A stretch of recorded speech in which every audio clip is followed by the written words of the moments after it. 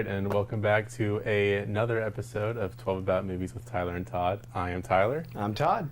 And we are back at it, talking about what matters most. That's right, movies. Watching movies on your laptop, that's right. We should address the elephant in the room. Yes, which is the room. Which is the room itself. Mm-hmm. We are not in the studio this week. There's a lot of behind-the-scenes movement as NBC 12 prepares for some new shows. Mm-hmm. The 3 p.m. and 7 p.m. 3 p.m. and 7 p.m. show, yeah. Very exciting. So lots of exciting things that are kicking off next week. So, But we are relegated to the closet So now. they put us in the closet to do our show. Which is fine. Listen, we will do this. We will make sure that it happens so we can bring the movie news to you. Yeah. What matters most. That's right. Yeah. That's right. Mm-hmm. All right. What matters most? New to streaming. New to streaming. What everyone's talking about. Are a lot of people talking about this? Once this airs, they will. Okay, good, good.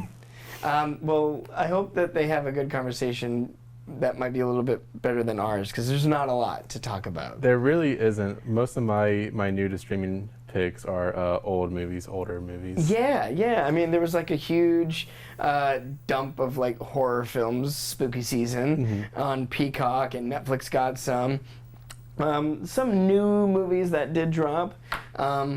Folks at home, fan of the Disney classics, are probably absolutely excited for Disney's The Little Mermaid adaptation, remake, live action, whatever you want to call it. They're doing it again. Yeah, it's now streaming on Disney+. Excellent. Wow. Yeah, did you see this one in the theater? I sure didn't. Yeah? You know, I enjoyed the first one, but I feel like I got the gist. Yeah, I mean, the original is an absolute stone cold classic, if that's like your thing. I think it definitely like was the film that changed Disney as it went into the 90s and started providing some actual decent content. Yeah, the stuff, animation renaissance. The 80s output for Disney was really rough. Pathetic, yeah. Really rough. But I mean, yeah, it was like it kicked off the Renaissance. Yeah. But we aren't here to talk about the original. No, we're here to talk about the live-action remake that I haven't seen either, but by all accounts, it's a real kind of hit or miss. You either love it or you absolutely don't. I feel like I have to bite my tongue a little bit because I can't help but be a little cynical towards, Disney's modus operandi for the whole rebooting these classics. I agree. I mean, I thought that Jon Favreau's The Jungle Book was actually really, really good and made great use of the CGI and the technology and just everything behind that movie. And it was really entertaining. But then we got Aladdin and The Lion King and Cinderella and Beauty and the Beast and now Little Mermaid. And it's like all original ideas have dried out. Yeah, not to mention the Moana live-action remake that's coming as well. It's like You're upsetting me. You're upsetting me right now. That movie's not even cold. Yeah, that movie is perfect in every way. You don't need a live-action. You know what I don't need? Live-action Dwayne Johnson singing a song. Keep that at home. I don't need it. I don't need it. I don't need it on my TV. I don't need it. I don't need it in my theater. I'll watch if they like digitally morph his body into the shape of his character. I think I'm just kind of like some sort of Cronenberg monster. I feel like I'm done with Dwayne Johnson unless he's in a Cronenberg movie. Yeah. It's the pairing that everyone wants. Dwayne Johnson and David Cronenberg. Yeah. The Fly 3. What if Jeff Goldblum and Dwayne Johnson were in the pods together? You get Jeff Johnson or Dwayne Goldblum. This is so stupid. I'd be surprised if this makes the cut. It's gonna. Yes. This is quality content that we're bringing for you at home. Yeah.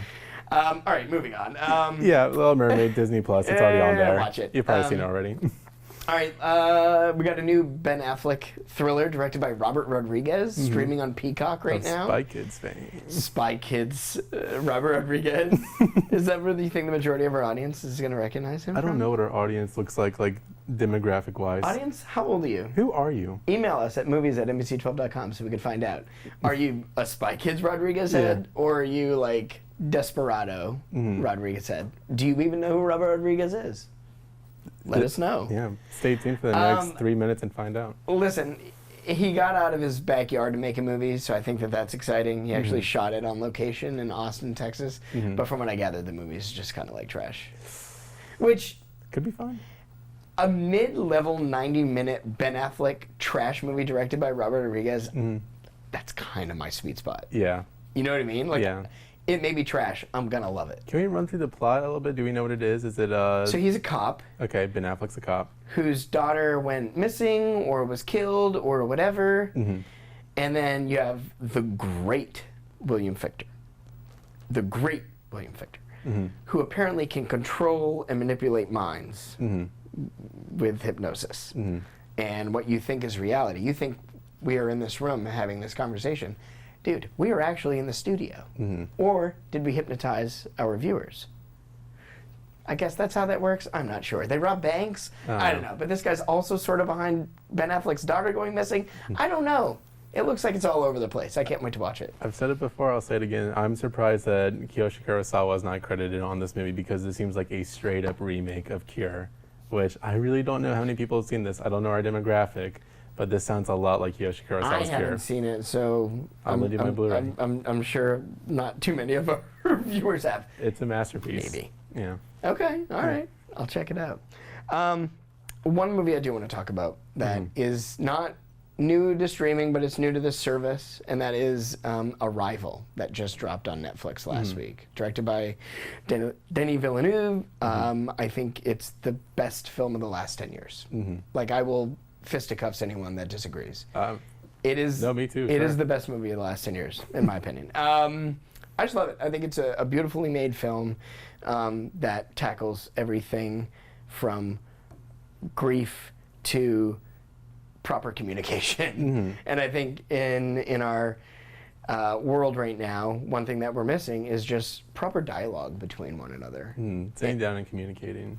It's important. A lot of the world's problems can be absolutely fixed if two people just sit in a room, well, don't shut up, but It has to be sit in a room a two-way conversation. and talk to each other. Yeah. And Arrival's importance of that and how to more or less save the world needs to just understand one another. And yes, we have our differences. We have our communicative differences based on geography and whatnot, but we're all here.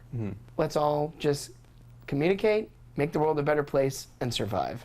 And I just thought it was beautiful, and you have me at aliens, so.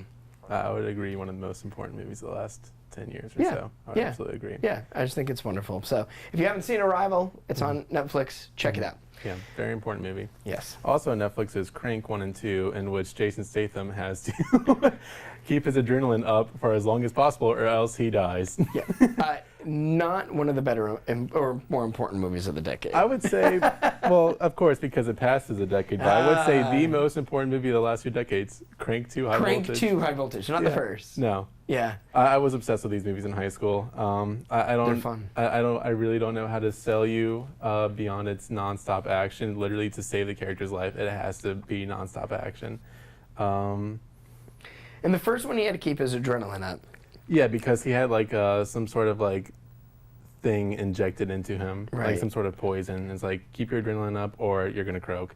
And in the second one, his heart is replaced by a battery. And So he needs to keep his it friction charged. Yeah, some sort of like electric charge. So he's like clamping jumper cables to his nipples, or Rubbing like, up against people in public areas. yeah, just static electricity. Yeah. Yeah. Interesting. Masterpieces. Masterpieces. Vulgar altruism, I'd say. All right, Neville Dean Taylor, you hear it right here. Yeah. Masterpieces. Please get back together. We miss you. Make Crank 3. Crank 3, please. But except in this one, he just needs to like really just stay chill. Yeah. You know what I mean? Like, Yeah. it's like the opposite. He just needs to just like sit in a chair. He's in a high pursuit chase and is trying as hard as possible Right. to just if stay chill. if his heart goes faster than 50 miles an hour, a bomb goes off, right? I'll make that. Let's do it. Yeah. Yeah, and then listen, let's just make it like a Crank Speed combo reunion Yeah. sequel. Cool. Okay. I guess that wraps up our new to streaming pretty Staff much. picks. Staff picks. I feel like you've used one of your staff pick cards already, have you not? I have not. Oh. Arrival is not a staff pick. It's not. That's new to streaming, my friend. Oh. At least to Netflix. Okay. I'm throwing an audible. Okay. So, I'm going to pick 3 movies this week. We'll talk briefly about them. We're not going to go in depth. But in my house, September 1st is the start of spooky season. Naturally. And I need the temperatures to cool. I need leaves to fall.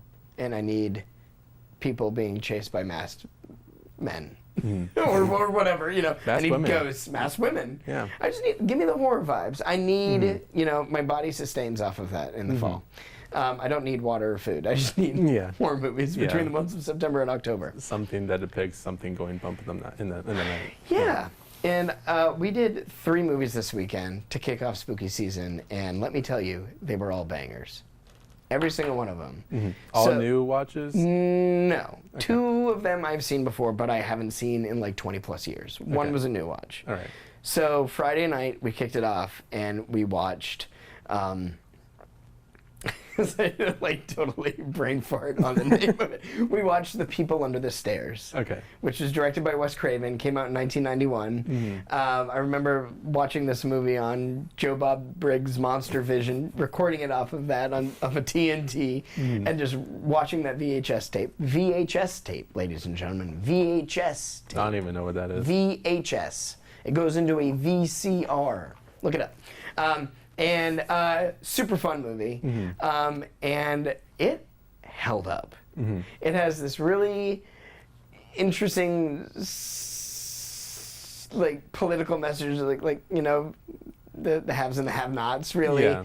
And it just is a wild ride. You have a group of people that are breaking into basically this home that is owned by the landowners in all of this area that are just buying it up and increasing rent and forcing people out. And they break in to steal some gold coins that they hear are in there.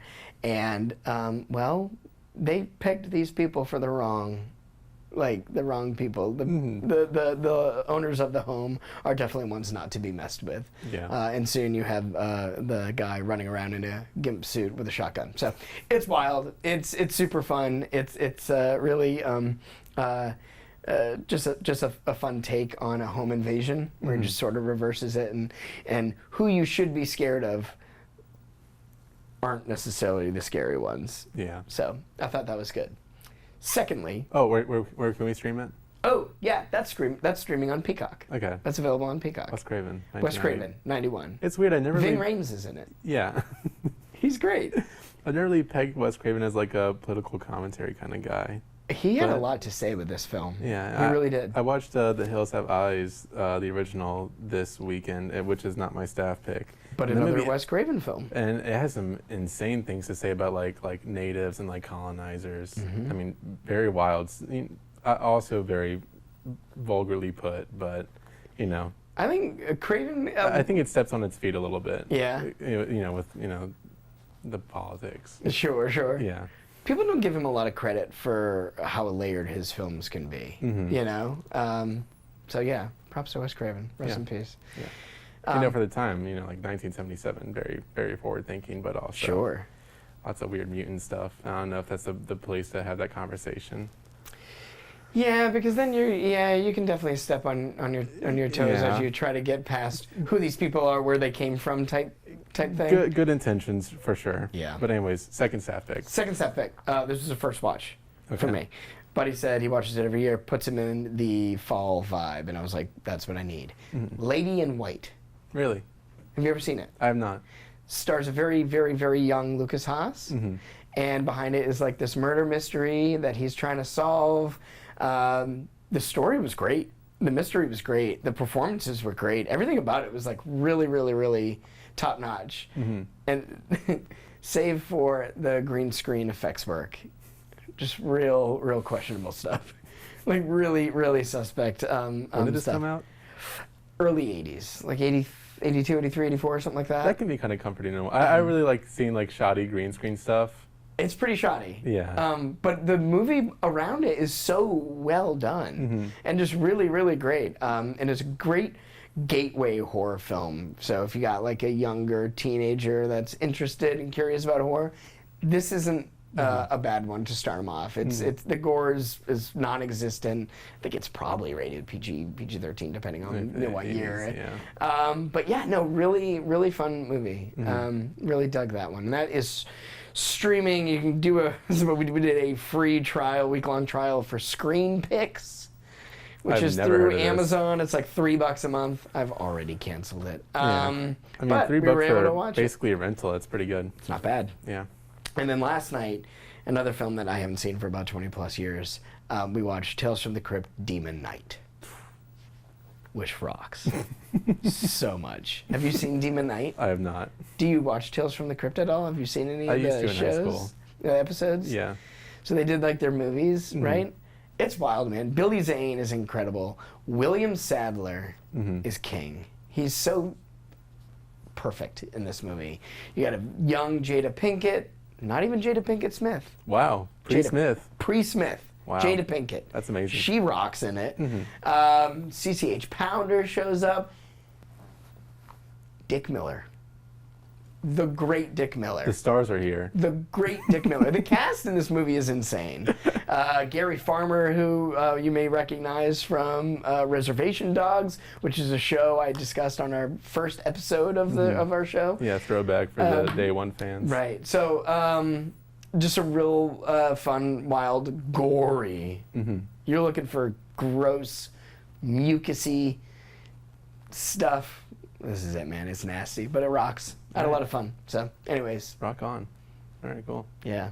Spooky season is upon us. Okay, I have very non-spooky picks for mine. I have 2 picks. First one is Something Wild, directed by Love Jonathan it. Demme. Yes. Yeah. Love that movie. 1986. Yes. It's on Criterion Channel right now, and also Freevee, which I think is Amazon's free streaming service, like their Tubi. Right on. Yeah. I don't know. This is a very big movie for what it seems on the surface. I don't know how to Agreed. describe it. Hardworking businessman goes to lunch, is accosted by this very free-spirited young woman. And Played by an incredible Laura Dern. oh no, it's Melanie Griffith actually. Melanie Griffith. What Yeah. am I talking Yeah, about? Laura Dern would kill in this, but Laura Dern would kill in it. yeah. It is Melanie Griffith. My Yeah. apologies. Yeah, Melanie I'm gonna Griffith. leave. I've relinquished my role here. Yeah. I'm done. All right. We are now taking applications for a new co-host. Your name has to be Todd though, because we can't change the name of yeah, the show. yeah. No, the logo's already made.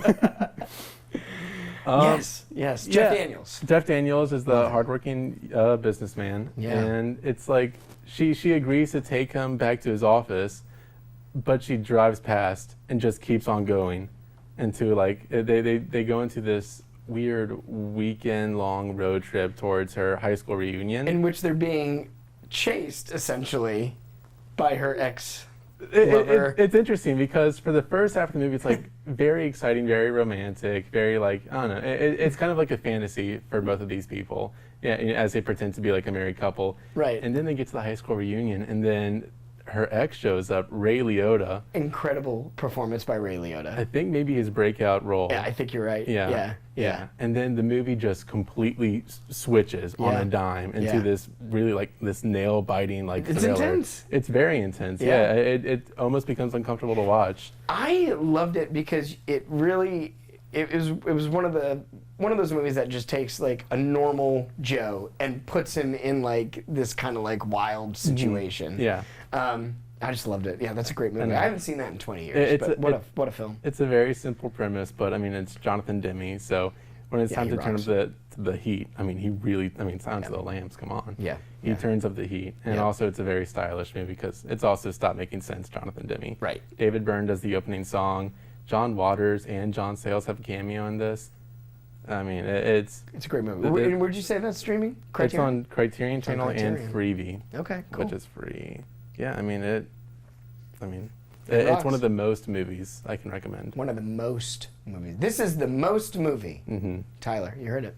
Something wild. Something wild. All right, second staff pick. I watched this last night. I was very late at night, so I don't really have any notes on this. So this is off the cuff. But I saw Pump Up the Volume Tyler, from your 1990. staff picks are giving me life. Very cool. I'm going I for like late freaking 80s, love 90s. This yeah. movie. Yeah. I love this movie. Yeah, Christian Slater. This is like yeah. one of the first DVDs I bought. Holy crap. Christian Slater, Samantha Mathis. Yes. Rule. hmm Oh my gosh. All right, Amazing. tell them the plot. This movie kicks butt. All right, so we have this loner high school student, Christian Slater. Who definitely looks like he's in high school. Yeah. I mean, he's got, I think they like put like fake acne on him. They did something. It is something. Yeah. Very, very, very lonely, very odd. regular school student. But at night, he moonlights as a raunchy pirate radio DJ. Yeah. With his show that And everybody loves him. Everyone loves him. He becomes a cult figure without knowing who he is. Yeah, and then one day someone calls into his show really depressed, and he's all like off the cuff, like, oh, whatever. If you're so depressed, why don't you go take matters into your own hands? Yeah. It's like I'm depressed too, but I'm too bored to do it. So, Right. His attitude arguably results in this person taking their own life. Yeah. And then it becomes this discussion about like free speech and what it means to like express yourself and angst and all these greater ideas. And I really don't know what else to say about this. It's a great movie. Well, that was like early 90s. It was 1990, yeah. 90 itself. Yeah. Yeah. It definitely had a lot to say. It kind of, the Christian Slater connection notwithstanding, it's sort of, in terms of like, not really tone, but I think in message, it is a real good comparable piece to Heathers. Yeah, absolutely. Slater's side. Right, Yeah. exactly, Slater's side. But yeah, just a lot of that, the message behind it, I think, is just very similar. Which I think is the most remarkable thing about this. It's very, very 90s. The soundtrack is all like Sonic Youth and even like Leonard Cohen, which is insane. Yeah. But yeah, it's, you would think that something that's about like pirate radio, which I'm not sure that most people my age even know about. Right. It speaks a lot to like how you behave and how you broadcast yourself.